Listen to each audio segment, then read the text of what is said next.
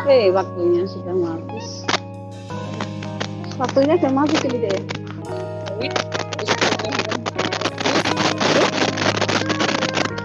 Waktunya sudah mau habis.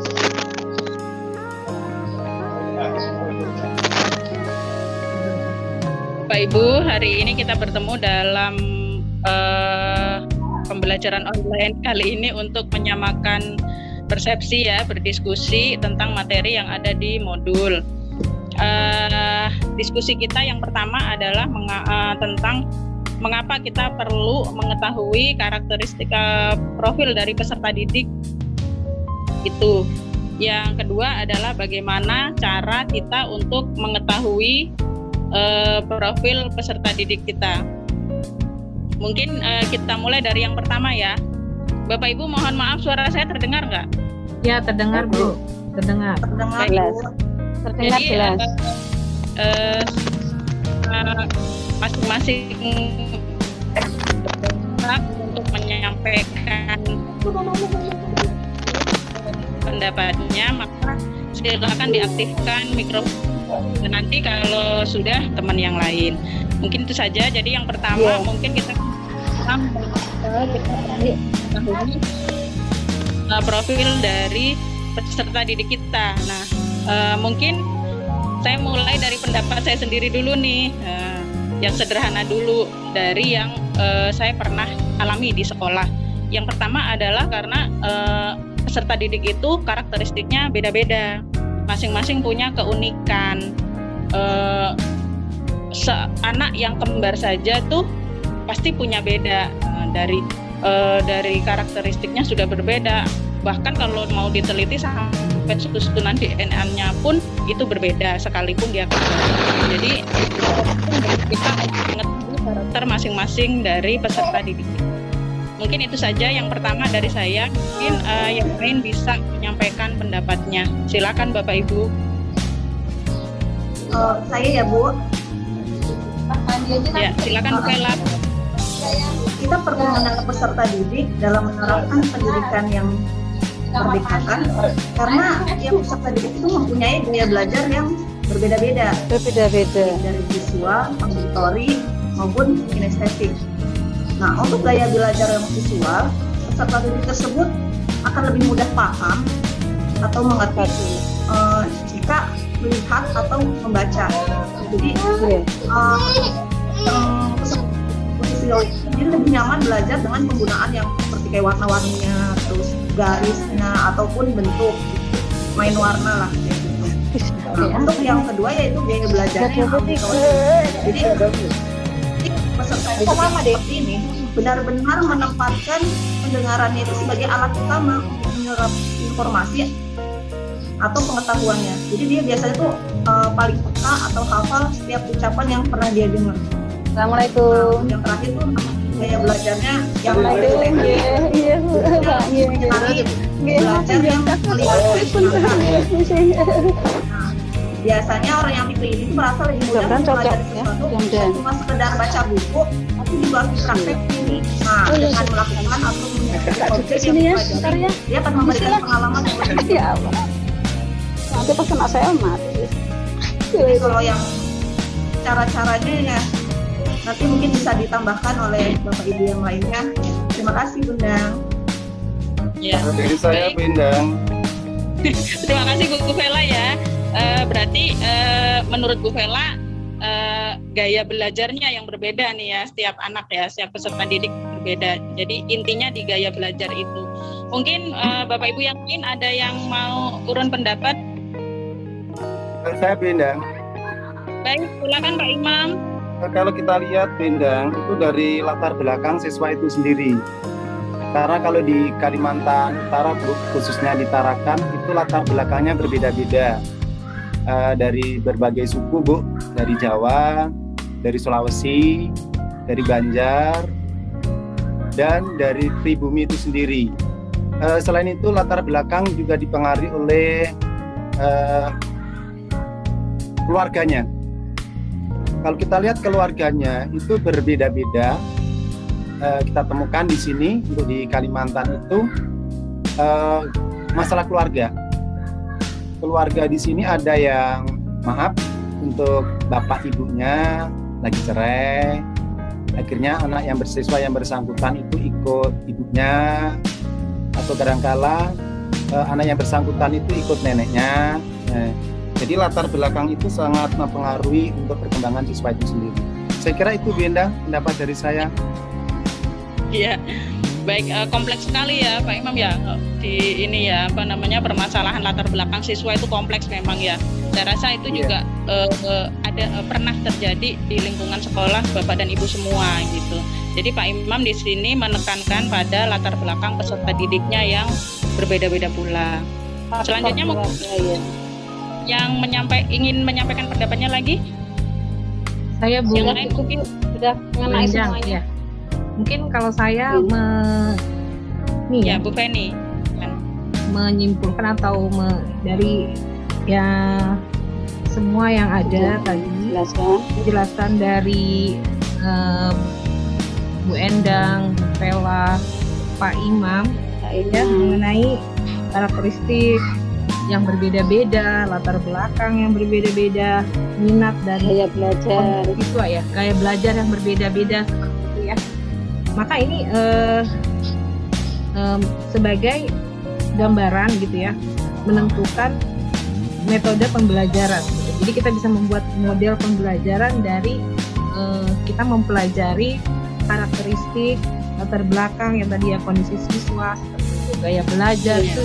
Nanti kita bisa menentukan bagaimana menentukan model belajar yang tepat untuk siswa. yang bervariasi. Ya. Baik, cukup. Ya, kalau menurut pendapat saya itu menambahin aja. Ya, Bu Feni. ya silahkan. Oh ya, silakan Bu Siti mau menambahkan. Ya. Begini Bu, untuk kegiatan belajar mengajar itu terutama dalam ini karena daring ya. Jadi belajarnya itu ada yang bisa dikelompokkan, ada individu. Ya kan kalau tatap muka itu ya.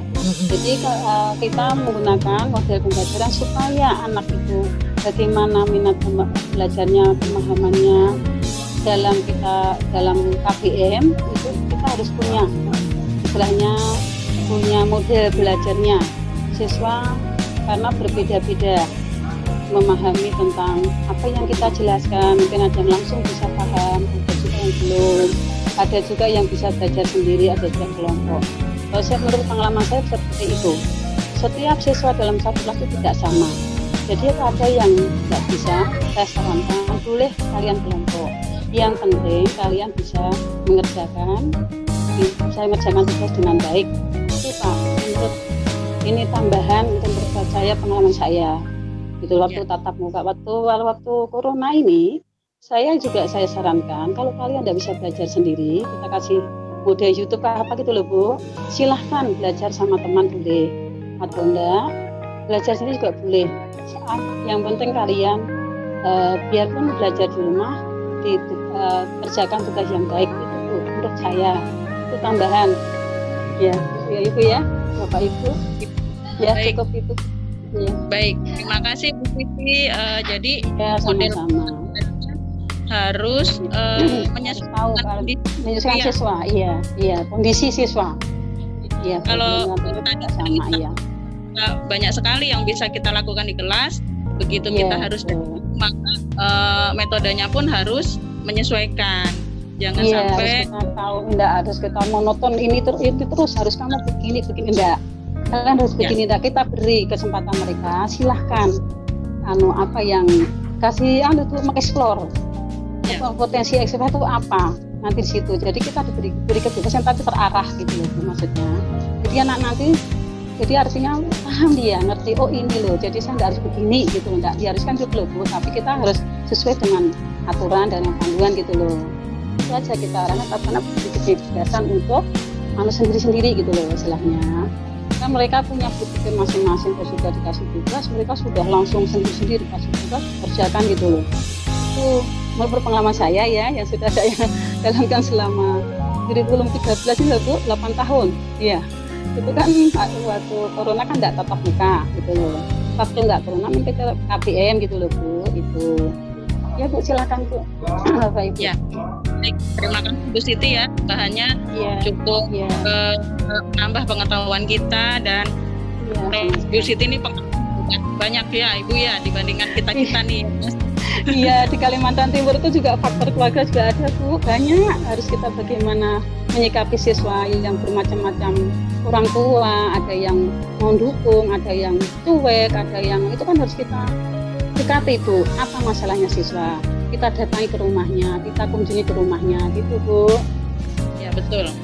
Itu tambahan untuk yang tadi dari Pak Imam, latar belakang juga ya Pak Imam ya. Jadi yang ada kunjungan ke rumah, home visit kayak gitu. Jadi untuk lebih mengetahui latar belakang peserta didik kita. Mungkin untuk yang pembahasan tentang mengapa kita perlu mengetahui profil peserta didik kita, saya cukupkan dulu sampai sini ya Bapak Ibu ya. Kita ke pembahasan yang kedua, yaitu tentang bagaimana caranya supaya kita bisa mengetahui profil peserta didik kita, apa saja yang bisa kita lakukan untuk mengetahui tadi tuh yang kita, karena kita perlu tahu, jadi caranya bagaimana nih untuk mencari tahu. Mungkin saya langsung share aja ke Bapak Ibu untuk menyampaikan ide-idenya. Silakan. Oke, dari saya Bu ya. Baik, Bu Ida, silakan Bu Ida.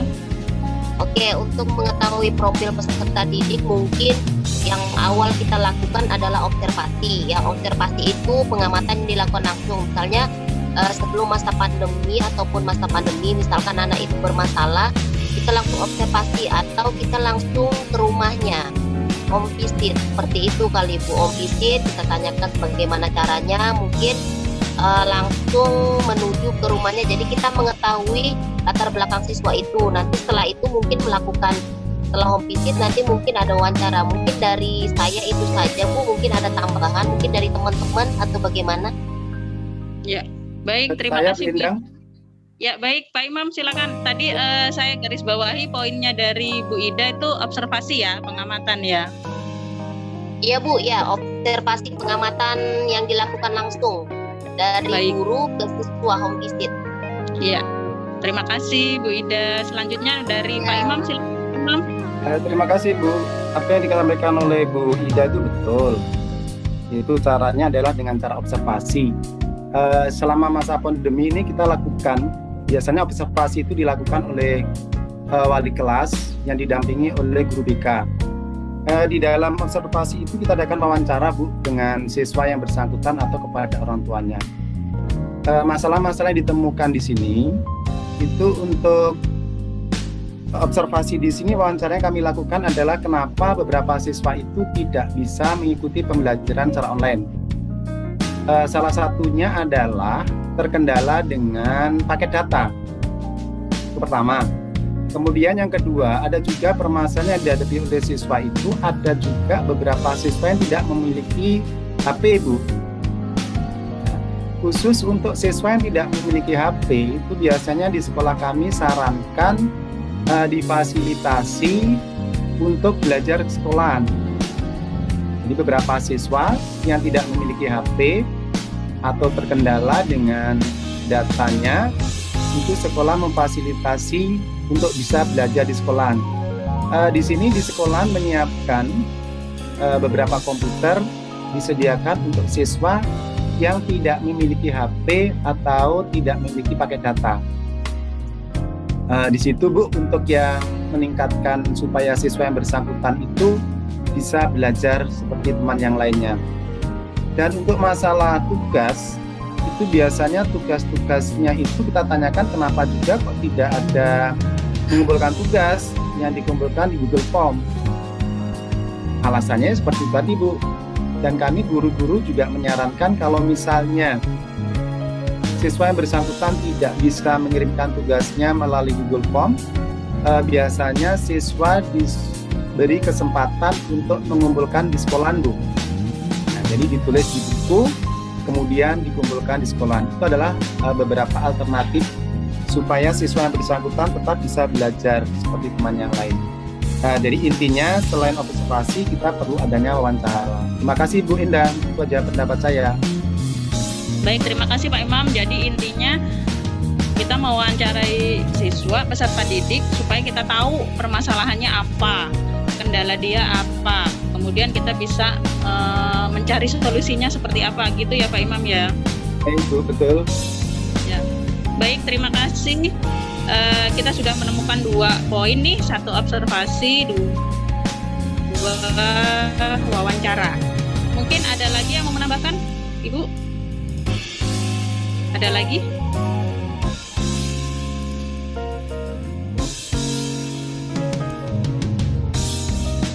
Ada lagi yang mau menambahkan, Ibu? Ya. Baik, mungkin saya sendiri coba nambahin ya, barangkali nanti ada yang mau menambahkan juga kalau penjelasannya. Jadi sebenarnya di modul-modul pembelajaran sering tuh disebutkan asesmen diagnostik, sampai kemarin yang kalau Bapak Ibu ada yang sempat ikut SIM PKB yang ini ya itu inklusi, yang pendidikan inklusi itu pasti di awal dia ada asesmen diagnostik. Jadi untuk mengetahui potensi, minat, bakat atau bahkan kelemahan dan kekurangan masing-masing siswa kita. Jadi perlu diadakannya asesmen diagnostik supaya kita punya gambaran peserta yang akan kita hadapi, peserta didik yang akan kita temui nanti seperti apa. Mungkin itu saja. Barangkali ada yang mau menambahkan penjelasan saya atau mungkin poin yang lain tentang asesmen diagnostik.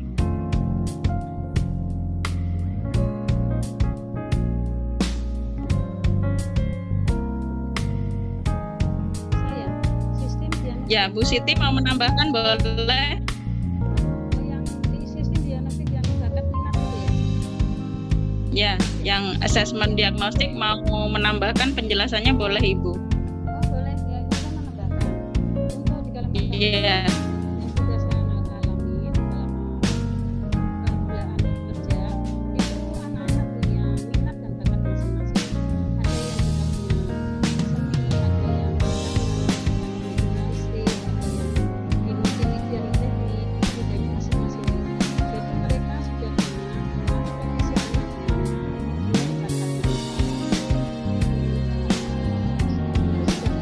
sambil proses sebelum ada diwawancara dulu, ada yang punya prestasi, ada yang punya prestasi seni, ya ada. Sebelum masuk ke Bu, aku bidang agama yang kiro itu ada, ya. Itu Bu yang pengalaman saya di Kalimantan Timur, ya di Samarinda, khususnya di Sentang 4. Itu banyak siswanya Baik. yang punya bakatnya masing-masing dan minat masing-masing tuh. Ada yang jurnalistik mewawancarai, kalau ada momen apa disuruh, ada beberapa siswa kelompok suruh jurnalistik gitu loh Bu. Terus kemudian kalau di TVRI yang minat yang multimedia, minat di TVRI nanti ada tugasnya masing-masing gitu. Itu Bu menurut saya menambahin saja. Ya mungkin kalau ini untuk di kota ya Bu, karena beda. Kota dengan kan nggak sama. Kita harus sesuaikan dengan kondisi sekolahan gitu loh Bu. Itu tuh menurut pendapat saya sampaikan aja. Terima kasih Bapak Ibu untuk asesmen diagnostik. Terima kasih. Ya. Baik, terima kasih Bu Siti atas tambahan penjelasannya. Sampai di sini mungkin ini poin-poin yang kita sudah dapat dari diskusi kita hari ini ya, Bapak Ibu. Yang pertama adalah mengapa kita perlu mengetahui profil peserta didik kita. Yang pertama itu karena terdapat beberapa perbedaan dari satu karakter peserta didik kita, yang kedua gaya belajar peserta didik kita, yang ketiga latar belakang dan lingkungan yang melatar belakangi peserta didik kita. Kemudian yang keempat sebagai gambaran nantinya jika kita sudah mengetahui itu profil peserta didik kita, maka itu dijadikan gambaran untuk kita bisa menentukan metode pembelajaran yang terbaik dan sesuai bagi peserta didik kita. Kemudian yang kedua adalah bagaimana caranya kita untuk mengetahui itu. Jadi satu yang bisa kita lakukan adalah observasi, yaitu pengamatan kepada peserta didik kita. Yang kedua adalah wawancara dengan peserta didik maupun dengan orang tua atau lingkungan di sekitarnya mengenai kendala atau permasalahan yang dialami. Yang ketiga adalah asesmen diagnostik, yaitu semacam tes minat dan bakat untuk mengetahui potensi dari peserta didik kita. Mungkin sampai sini ada yang mau menambahkan, boleh atau dicukupkan. Silakan Bu Feni. Saya pikir cukup aja ya, karena ini waktunya sudah tinggal 10 menit lagi. Udah running. Oke. Siap. Daripada nanti mendadak. Ya. Oke, baik. Terima kasih Ibu Suci yang sudah turun rembu, turun pendapat, menyampaikan ide-ide terbaiknya. Semoga hasil diskusi kita membawa manfaat bagi kita dan juga nanti bagi lingkungan pendidikan kita. Saya akhiri, kurang lebihnya mohon maaf. Wassalamualaikum warahmatullahi wabarakatuh. Waalaikumsalam. Waalaikumsalam warahmatullahi wabarakatuh.